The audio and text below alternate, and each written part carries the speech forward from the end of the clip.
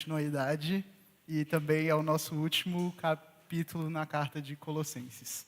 A gente vai estar encerrando hoje, a gente veio estudando nas últimas 3 semanas o livro de Colossenses e hoje a gente vai falar sobre sabedoria para viver a vida comum.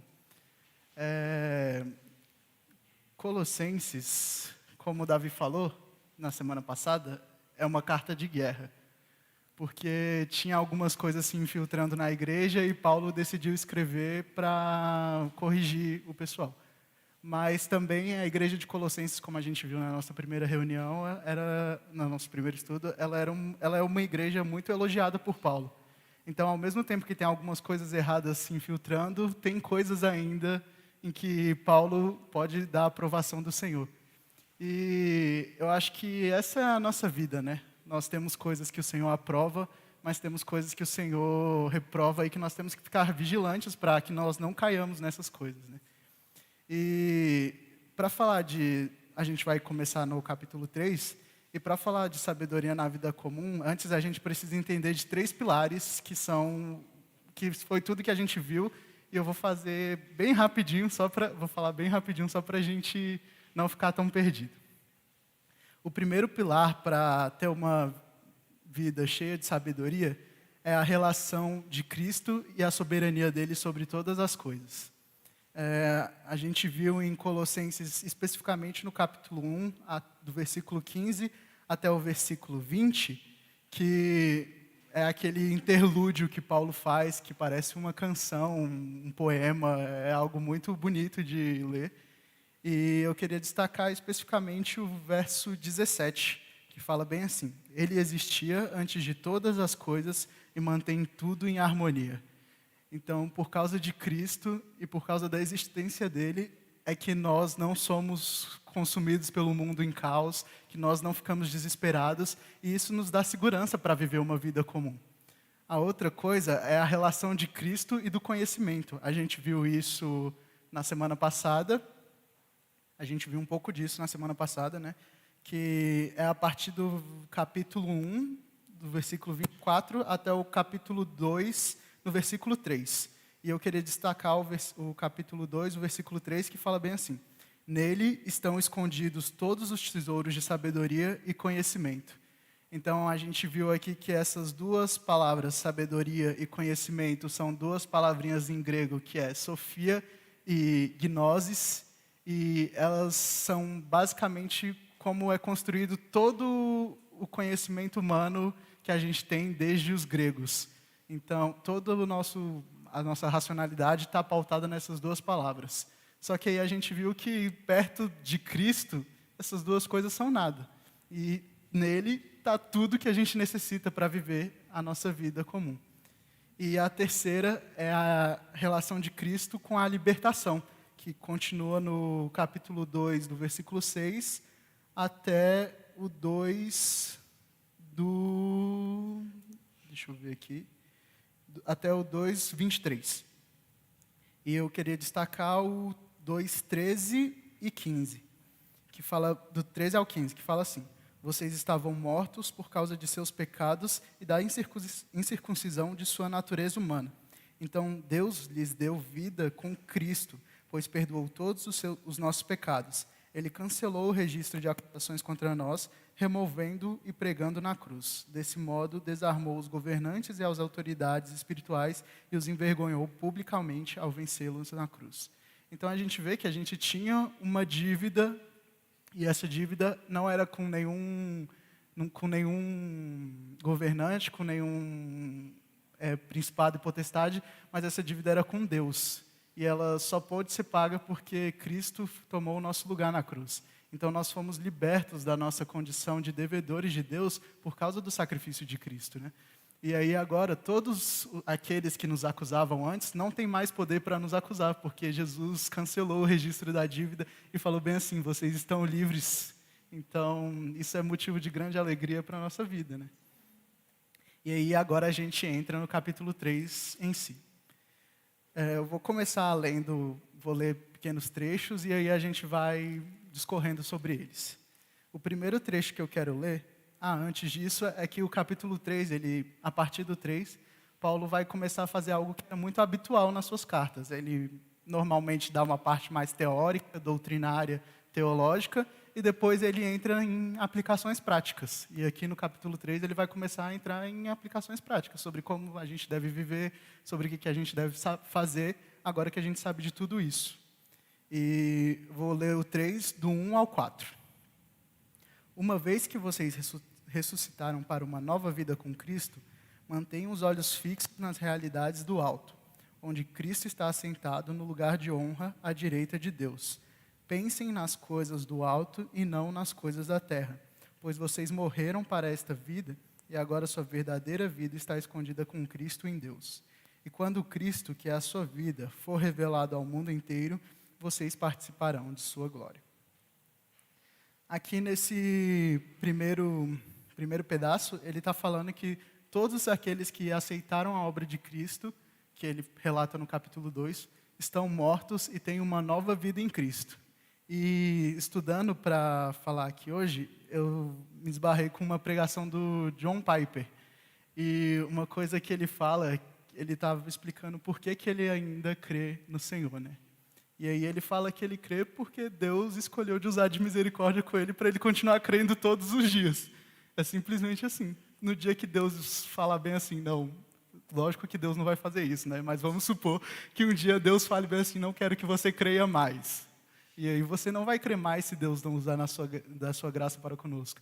Mas nós podemos descansar porque nós temos segurança na salvação. Então, todos os dias que nós temos contato com essa nova vida, acordar acreditando em Deus já é uma realidade de ressurreição e uma realidade do alto. Isso é algo para já nos deixar fascinado e já é algo que deveria ser o suficiente para você ficar pensando. Mais um dia que o Senhor me mantém seguro nas mãos dele. Que segurança há em Cristo, que segurança eu posso desfrutar disso, né? Então, essa realidade não é... Porque eu fiquei pensando muito tempo o que seriam as coisas do alto. Porque é meio abstrato, né? Se você para pensar. Eu fui até no grego ver qual que era tipo, se coisas tinha outra palavra para coisas. E não tem. Coisas é coisas. E você fica pensando, o que são essas coisas do alto? E o simples fato de você pertencer a Cristo já é uma coisa do alto. Já é algo que você pode ancorar a sua visão. A gente fica, normalmente, esperando milagres. Cristo faz milagres e faz todas essas coisas, e essas coisas vêm do alto para a terra, e Ele usa cada um de nós para isso. Mas essa realidade de que nós pertencemos a Cristo e que agora nós podemos confiar nele de todo o nosso coração e com toda a nossa alma e com toda a nossa força, isso já é o suficiente para a gente manter os olhos fixos só nele, né? E aí ele fala um pouco depois da vida escondida em Cristo, né? A vida oculta em Cristo. E isso é muito interessante porque isso casa com o que a gente viu antes. Porque essa palavra essa expressão, vida escondida, ou escondidos em Cristo, ou ocultos em Cristo, é uma expressão comum dos gregos que habitavam a terra de Colossos, só que eles falavam que quando uma pessoa morria, essa pessoa estava escondida na terra. Isso era comum para eles. Eles falavam, tal fulano morreu, então, exemplo, Tamara morreu, Tamara está escondida na terra. Mas Paulo usa desse artifício cultural para que os colossenses entendessem que eles morreram, só que eles não estão mortos nessa terra. Eles morreram para a carne, para o pecado e para as coisas do mundo, mas eles estão escondidos em Cristo. Então, Paulo meio que subverte a lógica da cultura e fala bem assim, gente, isso aqui não acaba aqui. Vocês estão escondidos em Cristo e quando Ele vier, vocês vão ser manifestados, né?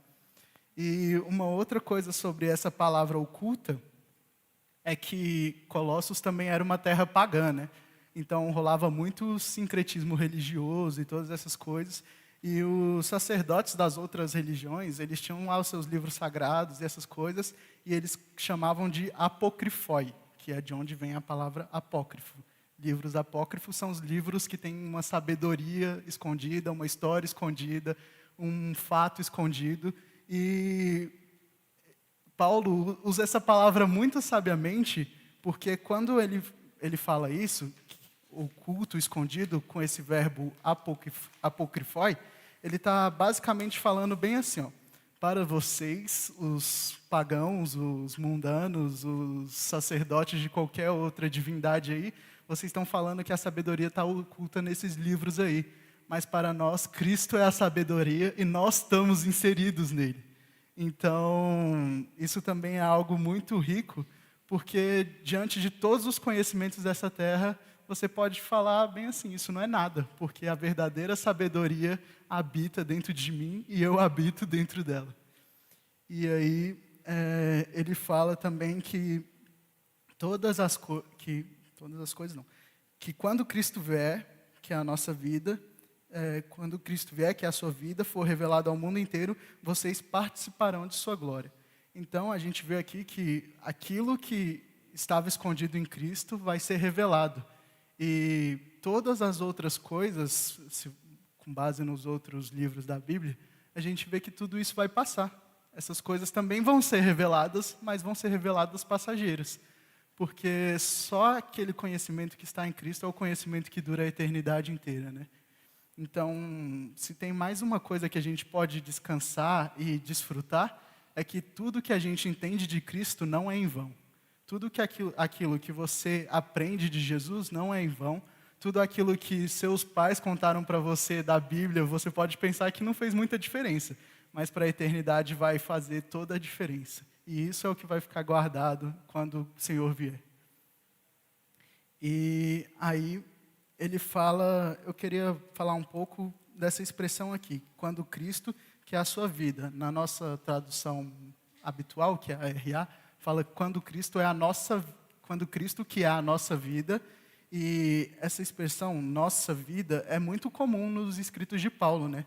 A gente vê que ele em Filipenses 1:21 escreveu que para mim o viver é Cristo, e em Gálatas 2:20 ele coloca mais ou menos a mesma ideia falando, já não sou eu quem vive, mas Cristo vive em mim. E então, para Paulo, viver é Cristo. Não tem outra opção de vida fora de Cristo. E isso deve ser uma realidade para nós também, né? Muitas vezes a gente esbarra com algumas pessoas e elas falam, a minha vida é a música, a minha vida é a arte, a minha vida é o trabalho, a minha vida é o mercado. E essas pessoas estão se reduzindo a coisas temporárias e terrenas. Mas se você fala que seu viver é Cristo, não tem como você se reduzir à eternidade. Então, você não tem como se reduzir ao princípio criador de todas as coisas. Não tem como você se reduzir àquele que era, antes de tudo, que é o cabeça da igreja e que em todas as coisas nele subsistem. Então, viver a vida, tendo a vida como Cristo, é uma vida de plenitude. E só assim que a gente vai poder ser realmente feliz e realmente satisfeito, né?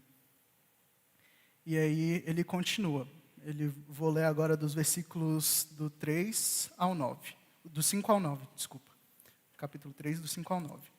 Portanto, façam morrer as coisas pecaminosas e terrenas que estão dentro de vocês.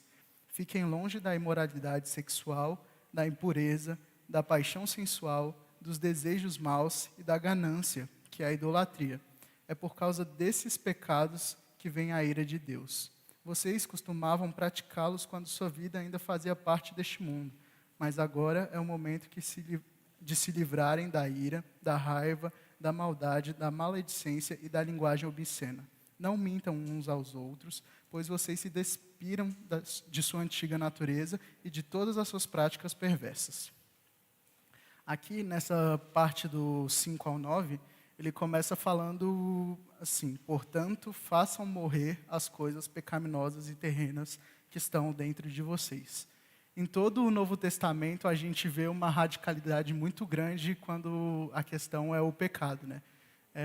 A gente vê uma radicalidade parecida em Mateus 5:29, quando Jesus fala que é melhor entrar se sua mão te faz pecar, é melhor arrancar fora, porque é melhor você entrar sem uma mão do que todo o corpo ser jogado no inferno, né? E a Bíblia e Deus e tudo que a gente entende das Escrituras nos mostram que realmente devemos ser radicais com o pecado, porque o pecado nos traz a morte, né?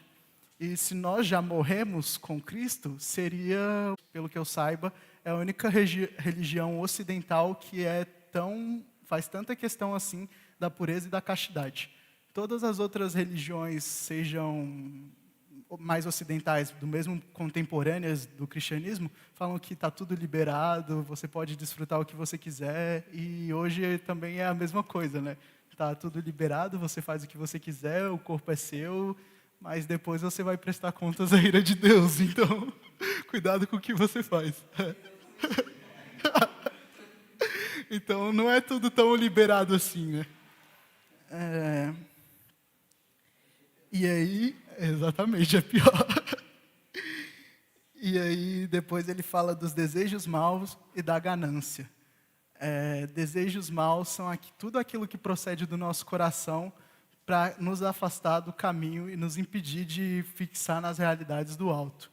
E a ganância aqui não é ambição, tipo assim, eu quero ter uma casa, eu quero ter um carro, eu quero ter uma família e quero dar uma vida confortável para eles. Não, isso está tudo bem, gente. Você tem que trabalhar para isso. Dê uma vida mais confortável possível para os seus filhos, dê a vida mais confortável possível para a sua família, para os seus pais. Quando vocês casarem, dê uma vida confortável para o seu esposo, para a sua esposa. Mas o que Paulo fala, essa ganância que está descrita aqui, que Paulo fala, é a ganância de nunca se sentir satisfeito com tudo que você já conquistou. É você continuar indo atrás, e ele classifica isso como idolatria, porque é isso que você faz com o ídolo. As pessoas adoravam uma divindade qualquer e pediam algo em troca, e isso é idolatria. Então você bota o seu desejo no poste de Deus e fala bem assim, eu quero isso. E aí ela te concede. Aí você fala, agora eu quero isso. Aí te concede. Agora eu quero isso. Te concede. Agora eu quero isso. Te concede e você nunca está satisfeito. E só existe satisfação no momento que você fizer... Só vai existir satisfação no momento que você fizer morrer essas vontades terrenas, essas obras da carne, né? Então, e se voltar para Cristo. Porque no momento que você, como a gente viu anteriormente, você vê que as coisas vão fazendo sentido, né? Porque a gente viu tudo anteriormente que Cristo é tudo. E você faz morrer todas essas coisas porque você já tem a Cristo. Então você já está satisfeito. Então, é isso nessa questão. Aí eu vou passar agora para o versículo 12 do capítulo 3, que é a continuação, e vou ler até o 17. Aí ele fala bem assim. 12. Na verdade, eu pulei uma parte. É o 10 e o 11. Revistam-se da nova natureza e sejam renovados à medida que aprendem a conhecer seu Criador e se tornam semelhantes a Ele. Nessa nova vida, não importa se você é judeu ou gentil, se é circuncidado ou incircuncidado, se é inculto ou incivilizado, se é escravo ou livre, Cristo é tudo que importa e Ele vive em todos. Isso aqui é um dos grandes distintivos do cristianismo na época, porque no contexto em que isso aqui foi escrito, mais ou menos uns 50, 60 anos depois de Cristo, era muito comum ser sectário e ser divisivo.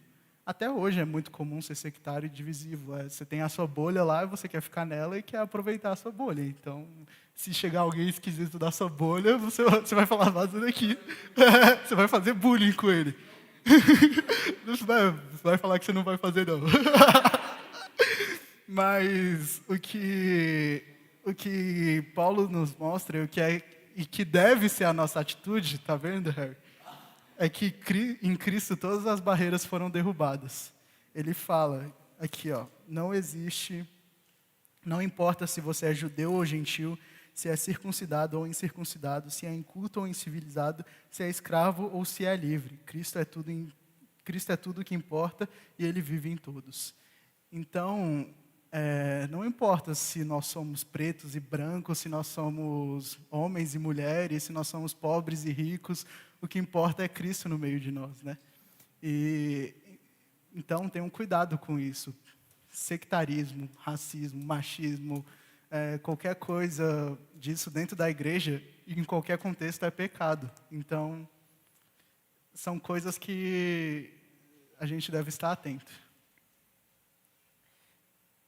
Agora, a gente passa para o 12. até o 17.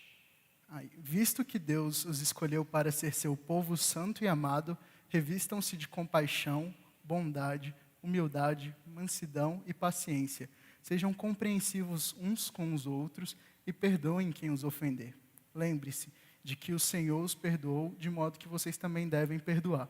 Acima de tudo, revistam-se do amor que une todos nós em perfeita harmonia. Permitam que a paz de Cristo governe o seu coração, pois como membros do mesmo corpo, vocês são chamados a viver em paz, e sejam sempre agradecidos. Aí, que a mensagem a respeito de Cristo em toda a sua riqueza preencha a vida de vocês. Ensinem e aconselhem uns aos outros com toda a sabedoria. Cantem a Deus salmos, hinos e cânticos espirituais com o coração agradecido. E tudo o que fizerem ou disserem, façam em nome do Senhor Jesus, dando graças a Deus, o Pai, por meio dele.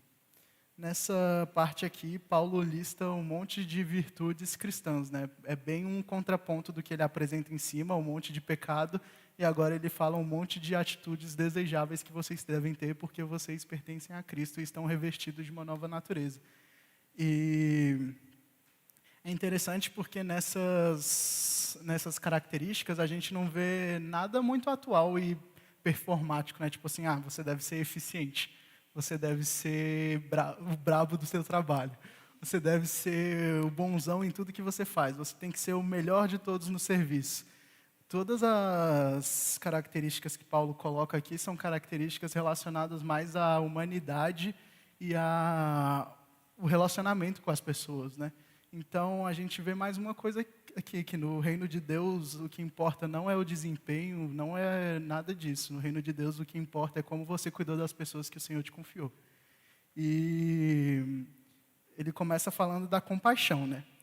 Compaixão é uma palavra bem forte, porque é empatia pelo sofrimento.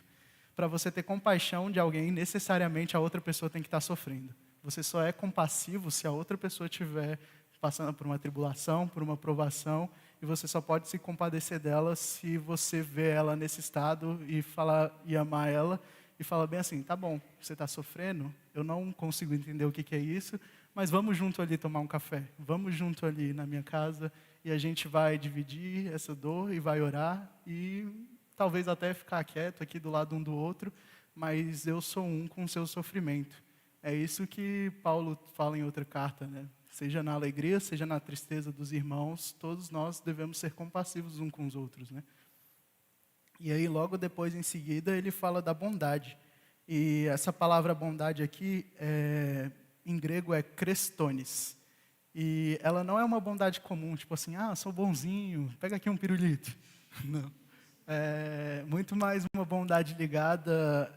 Essa palavra descreve a atitude que o Senhor teve em Lucas 37, 50, do 37 ao 50, que é quando aquela mulher pecadora vai lá e quebra o perfume nos pés do Senhor, e aí o fariseu vai lá e fala bem assim, como é que você deixa uma pecadora quebrar o pé e te beijar todo e estar perto de você? Aí o Senhor vai lá e se compadece dela e fala bem assim, desde que eu cheguei na sua casa, você não me deu um beijo. E ela, desde que chegou aos meus pés, não parou de beijar e de chorar. E Jesus vai lá e fala bem assim, seus pecados estão perdoados e vai em paz. É uma bondade amável. Essa bondade aqui não é uma bondade besta, uma bondade inocente, mas é uma bondade que é constrangedora para quem é o alvo do amor. Porque imagina se o Senhor não fosse bondoso dessa forma conosco. Diante de todos os nossos pecados, ele chegasse falando bem assim, Pedro, você pecou hoje à tarde, eu te perdoo, mas olha aqui o tanto de besteira que você fez. Mas você está perdoado, mas você faz muita besteira. Às vezes ele fala assim, mas assim, mas na maioria das vezes que eu me achego ao Senhor, eu vejo que os meus pecados são lançados distantes, e ele fala bem assim, vá em paz e seus pecados estão perdoados. Você só precisa crer e pedir o sangue de Cristo, e ele vai ser fiel e justo para te perdoar, né? É a situação da mulher que foi aos pés dele, derramou tudo o que tinha, reconheceu que ele era o Senhor da vida dela, e o Senhor falou bem assim, tá bom, tá tudo bem. Fique tranquila, porque o juízo, a ira que era para ir sobre você, não vai mais recair sobre você, porque vai recair sobre mim, porque eu vou estar no lugar da ira do Pai e você vai ser coberta por esse sacrifício que eu estou fazendo. Então, essa é que é a bondade que é exigida de nós também. E aí ele fala da humildade. E quando a gente pensa em humildade cristã, a gente pode separar muito, muito de outras humildades que a gente vê por aí, porque a humildade cristã é baseada em duas coisas. A primeira é na relação de criatura e criador. Deus é o criador de todas as coisas, ele nos criou dependentes dele, então você pode fazer o que você for, você não vai conseguir ser satisfeito longe de Deus. Mas, ao mesmo tempo, isso requer uma humildade de nós. Porque se você for orgulhoso e levantar o dedo contra Deus e falar bem assim, não, eu sou autossuficiente, eu me basto, eu sou o bonzão, você vai ser a pessoa mais infeliz do mundo porque você não tem Deus como alguém presente na sua vida. Você não consegue ter uma amizade com Deus, você não consegue depender de Deus. E isso é estranho, porque ao mesmo tempo que Deus é bom, Ele nos criou com a dependência dEle. Mas faz sentido porque se Ele é bom, faz sentido depender dEle. Seria ilógico Deus nos criar não dependendo dEle. Porque se Ele é o bem supremo de todo o universo, não faria sentido que nós fôssemos autossuficientes dEle. Isso. Então, você começa a pensar que faz sentido reconhecer essa relação de criatura e de criador. Que Deus, na verdade, não está fazendo isso porque Ele quer ser adorado, porque Ele quer ser bajulado. Deus não tem problema de autoestima. Na verdade, Deus está fazendo isso porque Ele quer te dar o maior bem de todos, que é Ele mesmo. E o segundo aspecto da humildade cristã é que é o próprio exemplo de Cristo, né?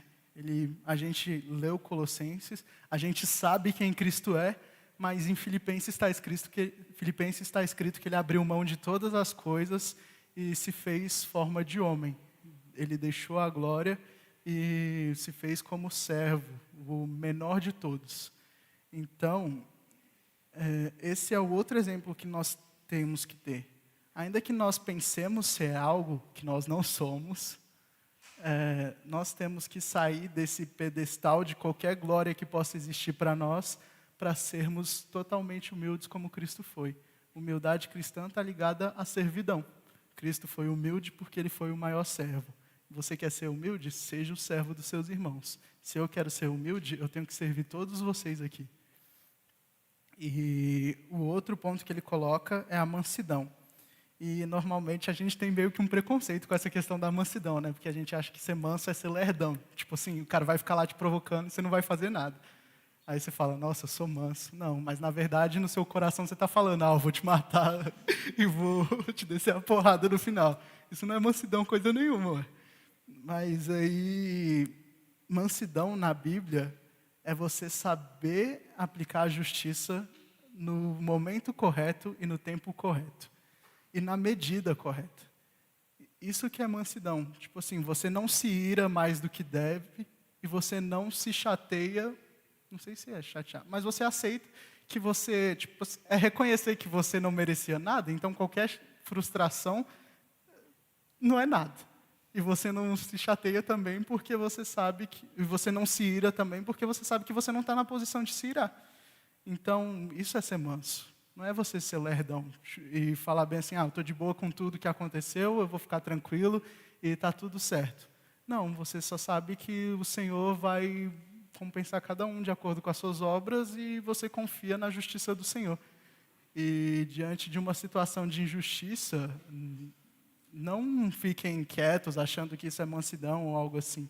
Se o Senhor colocar algo na sua consciência e no seu coração diante de uma situação de injustiça, reaja em favor de quem está sendo injustiçado.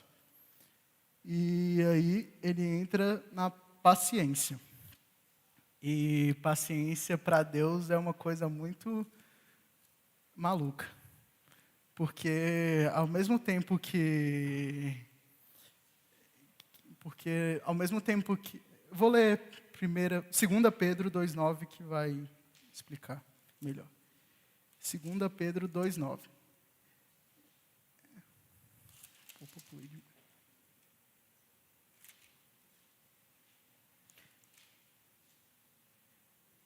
Não é 2 Pedro, gente. Anotei a referência errada.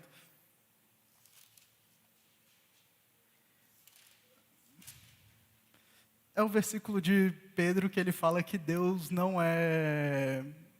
tarda em cumprir a promessa, mas ele é paciente e longânimo para que todos cheguem ao arrependimento. Agora eu não lembro onde está e depois eu corrijo a referência que eu coloquei aqui.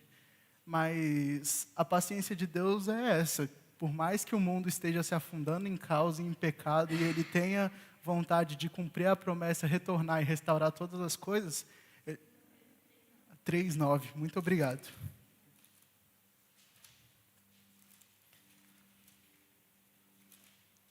Aqui. 2 Pedro 3:9. Na verdade, o Senhor não demora em cumprir sua promessa, como pensam alguns. Pelo contrário, Ele é paciente por causa de vocês. Não deseja que ninguém seja destruído, mas que todos se arrependam. Então, essa é a paciência do Senhor. É a paciência de que todos se arrependam. Por mais que nós saibamos que no final nem todos vão se arrepender por causa da dureza do coração deles, o Senhor tem esse desejo. E Ele espera, mesmo você e muitas outras pessoas no mundo se afundando em pecado, mesmo você vivendo uma vida totalmente diversa a Ele, Ele ainda espera e fala bem assim, se você se arrepender, ainda há tempo. E essa é a paciência do Senhor, e essa é a paciência que é exigida nas nossas relações, né?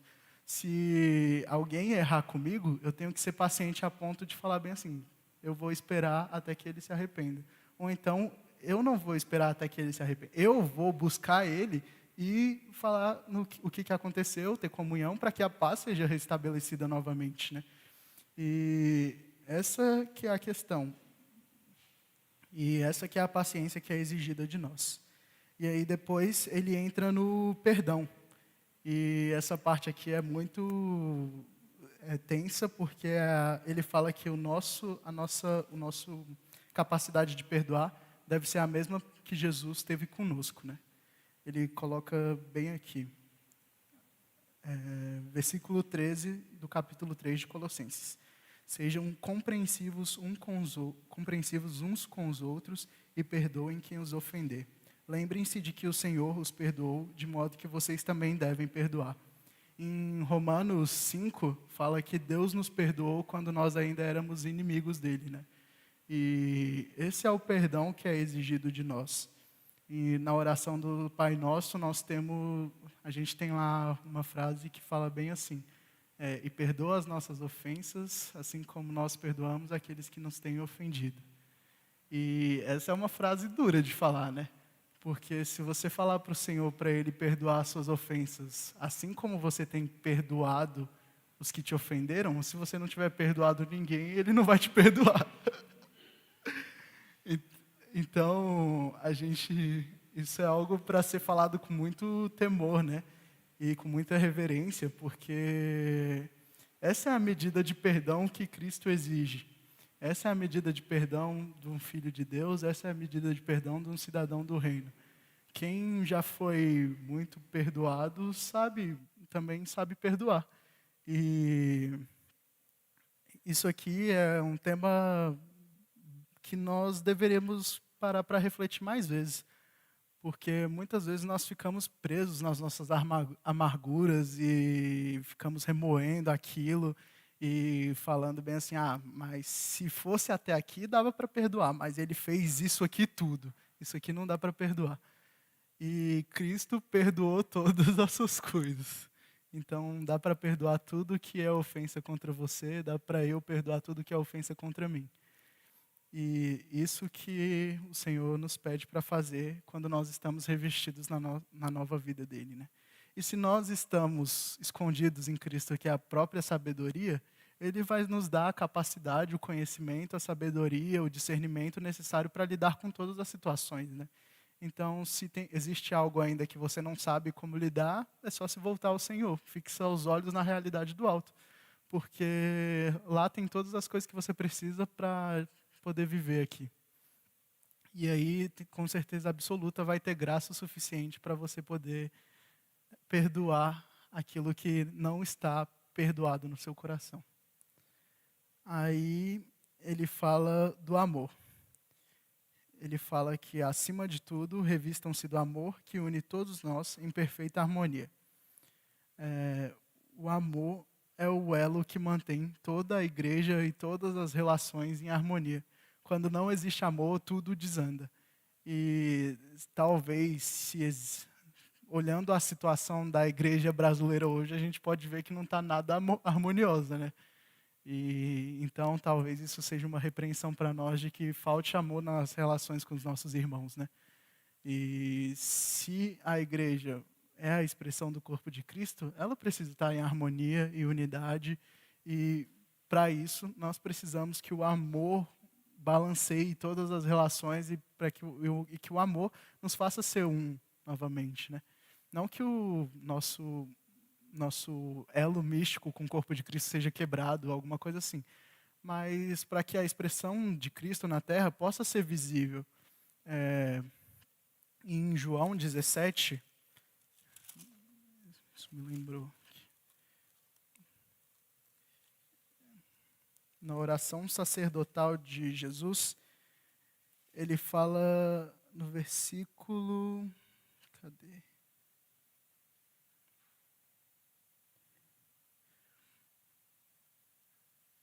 Aqui, versículo 21. Minha oração é que todos eles sejam um, como nós somos um. Como tu estás em mim e eu estou em ti, que eles estejam em nós, para que o mundo creia que tu me enviastes. O vínculo, a ligação de amor entre o Pai, o Filho e o Espírito da Trindade é perfeita. E nós fomos incluídos nessa ligação através de Cristo, e essa ligação deve ser perfeita também entre nós, para que o mundo creia que Deus nos enviou, que Jesus nos enviou. Então, essa questão do amor gerar harmonia na igreja é muito importante, porque o mundo só vai crer se ele conseguir ver a expressão disso na igreja. Enquanto a igreja não for a expressão do amor e da unidade de Deus, da Trindade, o mundo não vai crer. É o que Jesus orou aqui. Então, se você não quer ser um impedimento para a oração de Jesus, você precisa amar os seus irmãos e estar em harmonia com os seus irmãos. Porque senão você vai estar sendo um impedimento para a oração de Jesus. E eu acho que ninguém aqui deseja isso. E aí a gente vai entrar agora em Colossenses 3, do 18 até o 4:1. Ele vai passar agora para instruções mais familiares. E aí ele começa falando: esposas, sujeitem-se cada uma a seu marido, como é próprio a quem está no Senhor. Maridos, ame cada uma a sua esposa e nunca trate com aspereza. Filhos, obedeçam sempre a seus pais, pois isso agrada ao Senhor. Pais, não irritem seus filhos para que eles não desanimem. Escravos, em tudo obedeçam a seus senhores terrenos. Procurem agradá-los sempre e não apenas quando eles estiverem observando. Sirvam-nos com sinceridade por causa de seu temor ao Senhor. Em tudo que fizerem, trabalhem de bom ânimo como se fosse para o Senhor e não para os homens. Lembrem-se de que o Senhor lhes dará uma herança como recompensa e de que o Senhor a quem servem é Cristo.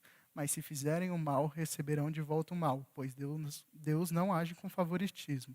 Senhores, sejam justos e imparciais com seus escravos. Lembrem-se de que vocês também têm um Senhor no céu. E essa aqui são instruções mais relacionadas à família e ao trabalho. E a gente vê aqui que, num contexto cristão, não existe relações não recíprocas. Porque você pode pensar bem assim: se você não se casar com um cristão, eu espero que isso não aconteça. Paulo fala que o cristão deve proceder de modo a ganhar o marido, né? O testemunho deve ser suficiente para ganhar o marido ou a esposa. Paulo não, Pedro fala que o testemunho deve ser suficiente para ganhar o marido ou a esposa. Mas num ambiente cristão, que eu imagino que todos aqui vão casar com pessoas cristãs e todos aqui vão ter famílias cristãs, as relações devem ser sempre recíprocas. Os maridos devem amar as esposas e não tratar com aspereza, e as esposas devem respeitar e se sujeitar aos maridos. E aí a gente vê que não fica bamba a relação. Tipo, não tem um faz mais e o outro faz menos. Não tem essa com Cristo. Não tem essa numa família cristã. E aí ele fala depois dos filhos, ele fala para os filhos, filhos, obedeçam aos seus pais, que isso é o que agrada a Deus, e pais não irritem seus filhos para não ficar desanimados. Quantas vezes, eu vou falar de mim, quantas vezes minha mãe já falou alguma coisa e eu falei assim, nossa, que vontade de bater a porta e fugir de casa. É, eu vou, vou arrumar as coisas e vou embora daqui, nunca mais vou voltar. Mas aí eu olho para minha parte e vejo também que muitas vezes os meus pais devem ter imaginado, nossa, que moleque desobediente. Vou abandonar esse moleque, vou embora e vou deixar ele aqui debaixo da ponte. Pronto. Mas, mas você vê que isso aqui você vê que os pais e família principalmente sabem perdoar como o Senhor perdoou, né? Porque apesar de todas as coisas, a nossa família permanece do nosso lado, né? E, e aí, desculpa, lembrei de uma coisa.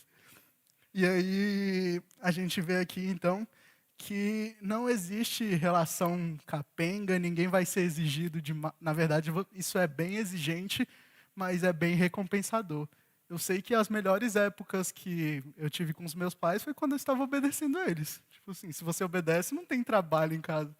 Se você se você respeita, você não vai ter problema. Então, eu imagino que dentro de um casamento as melhores épocas devem ser quando os dois estão se amando, os dois estão se respeitando e os dois estão se submetendo um ao outro. Se uma dessas duas coisas acaba, aí alguém vai ficar se sentindo cobrado demais e o outro vai ficar meio empurrando com a barriga e aí as coisas vão cada um para o seu lado. Mas a gente vê que a forma como o Senhor nos instrui, ela é muito clara para que as coisas permaneçam em paz e permaneçam em unidade, né? E isso aqui é simples, mas não é tão simples de aplicar, né? Mas é bem simples de entender e não tem muito o que falar. É tipo bem assim, você sabe o que tem que fazer. Se você não faz, é porque o seu coração é meio duro e você precisa se arrepender. Então, essa que é a questão. Se você receber uma nova vida, você não pode viver como alguém que é mundano, como alguém que é da velha carne, como o velho homem. Você precisa viver como alguém que é um cidadão do reino, como alguém que está oculto em Cristo. E dessa forma você vai poder manifestar Cristo em todas as relações. E aí ele entra nas relações de trabalho e senhor. Ele fala para fazer tudo para aqueles que trabalham, para fazer tudo que no caso são os escravos, né, que não tem alguém acima deles. Ele fala para fazer tudo como se fizesse para o Senhor. E naquela época era meio comum às vezes rolar alguma coisa assim, tipo, eu tenho vários escravos e aí não, eu sou um escravo e como eu sei que eu não vou receber nada em troca, eu vou ficar meio que fazendo corpo mole aqui, porque no final eu vou apanhar, vou ser queimado e é isso, eu sou um escravo. Tipo, eu não sou ninguém, eu sou um escravo. E aí Paulo fala para que os escravos ajam de maneira digna mesmo quando o Senhor é injusto com eles, né? E porque ele fala bem assim, confia na justiça de Deus, porque Deus vê tudo. E ele fala bem assim, lembrem-se de que o Senhor lhes dará uma herança como recompensa e de que o Senhor a quem servem é Cristo. Mas se fizerem o mal, receberão de volta o mal, pois Deus não age com favoritismo. É isso, pronto, acabou. Você não precisa fazer corpo mole, você não precisa fazer nada. Você precisa trabalhar como se você trabalhasse para o Senhor. Porque se alguma coisa fugir disso, Deus não age com favoritismo. Então, ele vai dar a justa medida em todas as relações. E ele fala uma coisa aqui para os senhores, que é para os senhores serem justos. Ele puxa a orelha dos senhores também e fala bem assim, ó, não pega tão pesado com o cara aí não, porque senão eu vou pegar pesado contigo. E aí a gente tem que lembrar que no reino de Deus não existe ninguém que é livre e não tem ninguém que não é insubordinado. Porque, em última instância, todos nós somos governados por Cristo. Tem os irmãos responsáveis, tem aqueles que cuidam de nós, tem os diáconos, tem os presbíteros, tem o Pedro Dong na nossa igreja, né? Em outras igrejas tem outros ministérios, tem outros irmãos, e cada um deles que está em um nível de autoridade acima vai prestar contas ao Senhor, se eles fizerem algo que não é devido. Então, nós podemos confiar e descansar no Senhor, né? E aí, eu vou ler agora, para encerrar, do 4, do 2 ao 6. Ele fala bem assim: dediquem-se à vida com a mente alerta, dediquem-se à oração com a mente alerta e o coração agradecido. Orem também por nós, para que Deus nos dê muitas oportunidades de falar do segredo a respeito de Cristo. E por esse motivo por esse motivo que sou prisioneiro. Orem para que eu proclame essa mensagem com a devida clareza. Vivam com sabedoria entre os que são de fora e aproveitem bem todas as oportunidades. Que suas conversas sejam amistosas e agradáveis, a fim de que tenham a resposta certa para cada pessoa. Aqui Paulo termina incentivando 3 coisas: a oração, a pregação do evangelho e o testemunho. Ele fala primeiro da oração, né? Ele fala para a gente orar com a mente alerta e com o coração agradecido. Nessa questão aqui de mente alerta, o verbo que ele usa é a mesma coisa de velar, que é uma prática muito antiga, porque a gente não usa mais vela, mas normalmente as pessoas acendiam as velas e aí ficavam velando, é você ficar ao lado da vela até ela se derreter e apagar. Então, isso demora. E aí essa é a instrução para que Paulo dá para nós, para que nós oremos até a vela apagar. E no caso, a vela não vai apagar nunca. Então, só quando o Senhor voltar. Mas aí vai ser outro tipo de oração. Então, a instrução de Paulo é para que nós continuemos atentos e vigilantes e sempre velando, porque, como nós sabemos, agora nós estamos num período de trevas, né? A gente está na noite, a gente cantou que a luz ainda vai chegar, né? E também a gente tem a figura da aurora, que nos mostra que o dia ainda vai nascer. Então, a gente pode ficar tranquilo, porque um dia todo esse trabalho de descanso não, de atenção, de dedicação, de esmero na oração e na palavra, vai ser recompensado com a maior luz de todas, que é a glória do próprio Deus, né? E aí a gente não vai precisar nunca mais ficar de vigia, porque Ele vai ser o nosso vigia eterno, né? Então, esse é um estado que a gente almeja chegar, mas enquanto a gente ainda não chega lá, a nossa porção é ficar vigilante. Aí ele fala também para orar pela pregação do Evangelho. Ele fala para que Deus dê muitas oportunidades de falar dos segredos a respeito de Cristo. E ele fala que é por esse motivo que ele está preso, né? Você vê que mesmo na prisão, o coração de Paulo não é ficar calado. É continuar pregando o Evangelho, continuar evangelizando as pessoas, continuar cumprindo o que Deus ordenou, que é para ele, que é revelar o mistério que estava oculto por séculos e gerações, que é Cristo em nós, a esperança da glória. Então, esse coração de Paulo precisa ser o nosso coração, em todas as circunstâncias, seja em prisão, seja em liberdade. A gente aqui no Brasil tem muita liberdade, então a gente pode aproveitar disso. O nosso coração tem que ser pela pregação do Evangelho, né? E a outra coisa que ele fala é para viver com sabedoria entre os que são de fora. Isso aqui é muito importante, porque muitas vezes o que acontece é que quando nós estamos com os de fora, não somos nós que exercemos a influência e somos sal e luz e mostramos o viver cristão. O que acontece é que a gente se apaga, se oculta e deixa eles exercerem a influência em nós, né? E o que Paulo fala aqui é justamente o contrário. Ele fala bem assim: vocês devem viver com sabedoria e aproveitar todas as oportunidades. No lugar que você estiver, no lugar que Deus te colocou, é o lugar onde você deve falar do Senhor. É o lugar onde você deve dar um testemunho de que seja capaz de gerar nas pessoas algo que elas não veem por aí, algo que elas conseguem reconhecer claramente que não é dessa terra. Esse precisa ser o nosso modo de viver. E aí ele termina falando para que as nossas conversas sejam amistosas e agradáveis, a fim de que tenham a resposta certa para cada pessoa. Então, Não ande por aí muito amargurado, não ande por aí de cara muito fechada.